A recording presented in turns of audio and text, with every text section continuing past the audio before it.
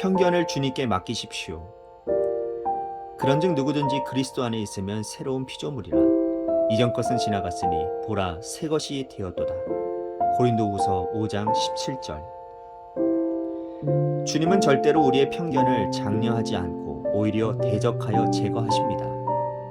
우리는 하나님께서 우리의 특이한 편견에 특별한 관심을 가지고 계신다는 생각을 합니다. 우리는 절대로 하나님께서 다른 사람을 대하듯이 자신을 다루실 것이라고 생각하지 않습니다. 하나님은 엄하게 다른 사람들을 대하셔야 하지. 그러나 물론 주님께서는 나의 생각이 옳다라는 것을 아실 거야. 그러나 우리는 우리의 편견이 주님께 조금도 허용되지 않는다라는 것을 배워야 합니다. 하나님께서는 우리의 편견을 지지하는 대신에 오히려 의도적으로 제거해 나가십니다. 우리의 편견을 하나님의 섭리 가운데 맡기고 주께서 어떻게 다루시는가를 보는 것은 귀한 영적 훈련입니다. 하나님께서는 우리가 그분 앞에 어떤 편견을 가져오든 별로 상관하지 않으십니다. 하나님께서 우리에게 원하시는 단 한 가지는 우리의 무조건적인 항복입니다. 우리가 거듭나면 성령님은 우리 안에 새로운 창조를 시작하십니다. 이전 옛 모습이 조금도 남아있지 않는 때가 올 것입니다. 과거의 의식들도 사라지고 사물에 대한 과거의 태도도 사라집니다. 그리고 모든 것이 하나님께로부터 난 것으로 가득 차게 됩니다. 그러면 욕심도 없고 자기의 유익을 구하지도 않으며 사람들이 주는 상처에 무감각할 수 있는 그런 생명을 어떻게 얻을 수 있겠습니까? 성내지 않고 악한 것을 생각하지 않으며 언제나 온유한 사랑을 할 수 있는 그러한 생명을 어떻게 소유할 수 있겠습니까? 오직 한 가지의 방법은 옛사람이 사는 것을 조금 더 허락하지 않는 것입니다. 그리고 오직 하나님을 향해 단순하고 완전한 믿음을 갖는 것입니다. 이것은 하나님의 축복보다는 오직 하나님 그분만을 원하는 믿음입니다.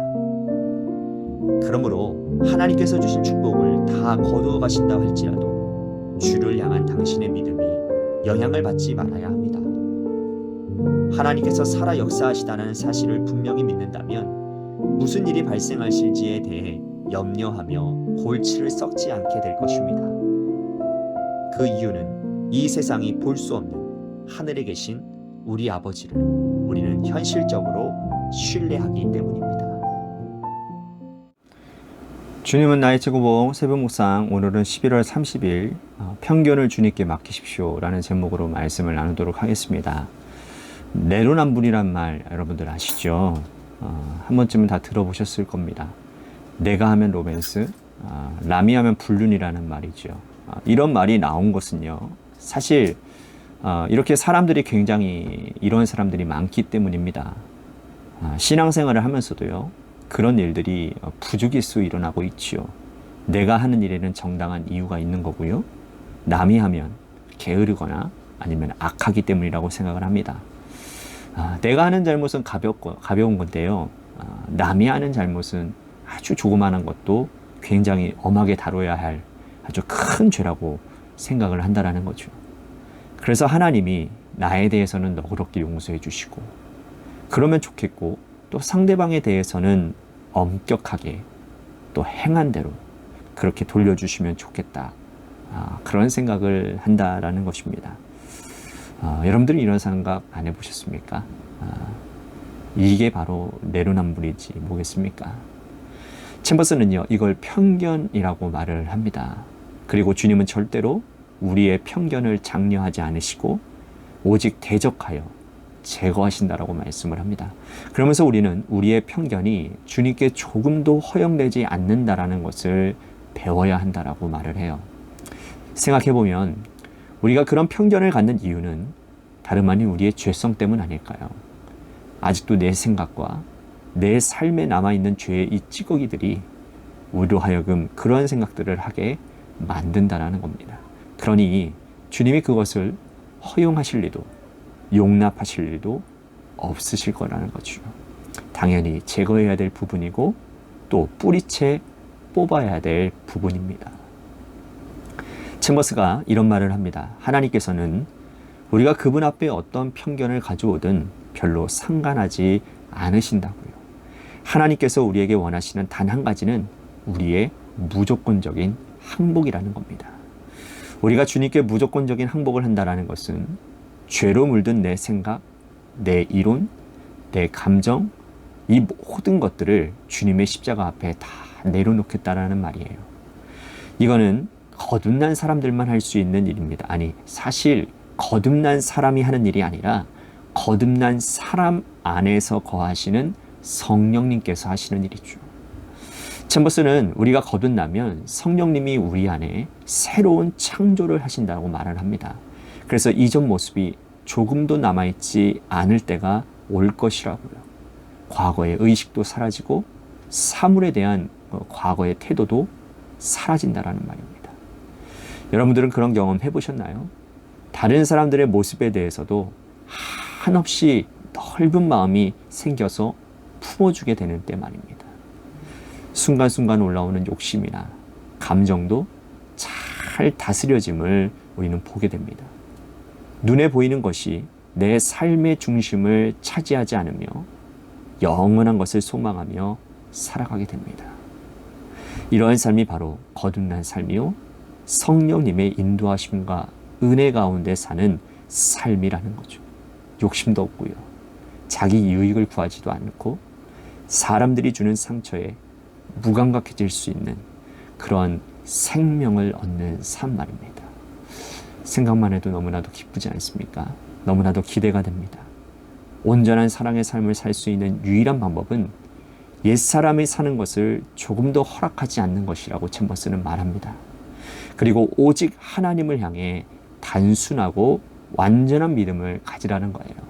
그리고 이것은 하나님의 축복보다 오직 하나님 그분을 원하는 믿음이라는 것입니다. 여러분, 옛사람으로 사는 것을 조금 더 허락하지 않으려면 어떻게 해야 될까요? 내 마음에 주님의 사랑이 꽉 차면 되는 겁니다. 주님의 사랑이 내 마음에 가득 채우려면 주님의 만남에 집중해야 되는 것입니다.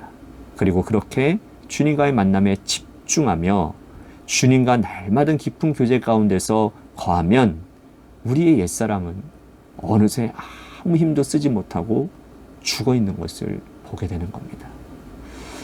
이러한 삶을 살려면 주님이 주신 복을 다 거두 가신다 해도 주를 향한 믿음이 영향을 받지 말아야 한다라고 챔버스는 말합니다. 경험해 보신 분들은 아시겠지만 사실 주님과 그렇게 깊은 교제 가운데 거하여 행복한 동행을 하면 주님이 주신 복에 대해서 그렇게 큰 관심이 없습니다. 주님과 함께함이 너무 좋은데 주님께로부터 오는 세상적이고 또 물질적인 것들이 뭐 그리 대단하겠습니까? 주님보다 주님 주신 복에 대한 관심이 더 많다면 그건 아직 주님의 사랑을 완전히 맛보지 못했다라는 증거입니다.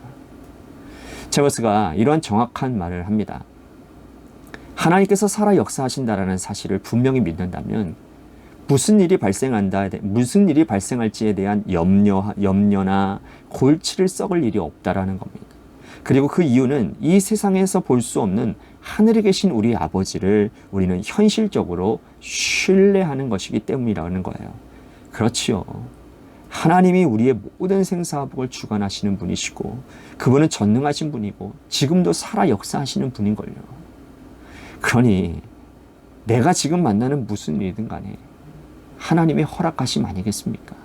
그리고 그것이 하나님이 허락하신 일이라면 여러분 내게 꼭 필요한 일이기 때문 아니겠습니까?